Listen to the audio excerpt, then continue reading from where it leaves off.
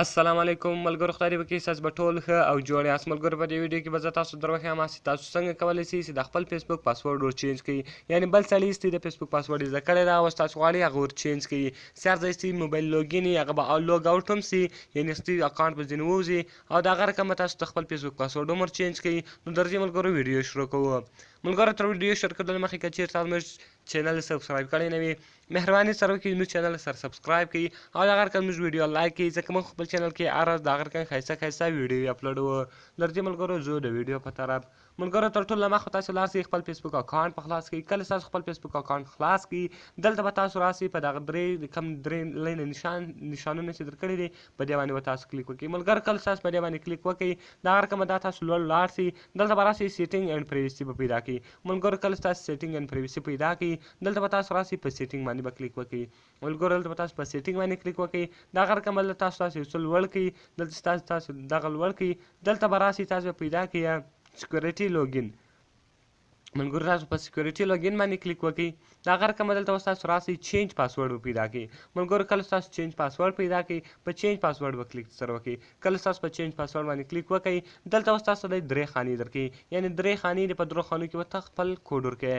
اول خانه چې ده د کرنټ پاسورډ. په کرنټ پاسورډ کې به تا کوډ ورکړې کوم یو څیز تا په فیسبوک لګولي، یعنې کوم موجوده پاسورډ چې ده هغه به دلته تور کړې. دلته تور کوم 500 او 500. دا چې کوم ما د فیسبوک پاسورډ ده دا 500 ده. دلته اوس زه راځم نوی پاسورډ ورکوم. نوی پاسورډ کې زه د هغه رقم ورته لیکم چې آنلاین. ملګرو، زه ورته لیکم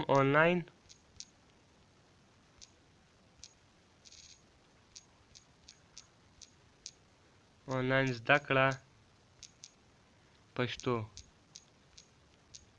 او په دا بله خانه کې به مې ورته ولیکې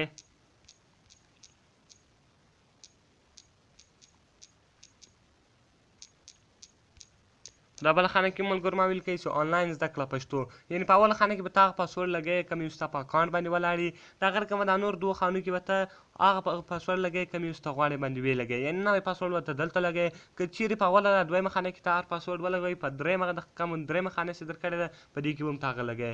دلته به اوس تاسو په دا سیو چینج باندې کلیک وکړئ. ملګرو، کله تاسو په سیو چینج باندې کلیک وکړئ دا ستاسو د فیسبوک پاسورډ به چې سي بدل به سي. دلته اوس تاسو ته دوه اپشنه درکوي، وایي پاسورډ چینجډ، یعنې پاسورډ بدل سو. د هغه رقم ریویو ادر ډیوایس، یعنې که چیرې تاسو په بل موبایل کې خپل اکاونټ خلاص کړی له هغو څخه به هغه لاګ آوټ سي.